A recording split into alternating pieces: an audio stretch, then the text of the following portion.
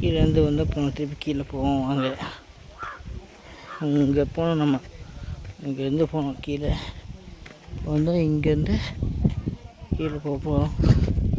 இது சுற்றி இது கீழே இறங்கி போகிறோம். இப்போது அங்கேருந்து வந்தோம். இப்போ நம்ம மேலே இதான் கோயில் என்ட்ரன்ஸு.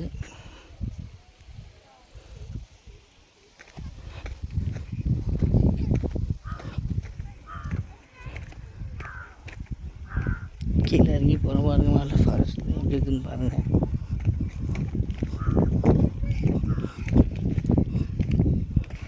ஏற முடியாமல் ஏறி வராங்க எல்லோரும். கீழே இறங்கி போயின்னு இருக்கோம் மேலேருந்து.